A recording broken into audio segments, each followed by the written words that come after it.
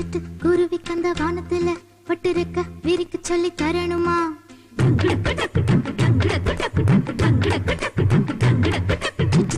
குருவி கந்த வானத்துல பட்டிருக்க விரிக்க சொல்லி தரணுமா? முட்டு விட்டு விரிஞ்சிருக்கும் பூக்குள்ள சுட்டும் தேன வண்டுகளுக்கு காட்டணுமா?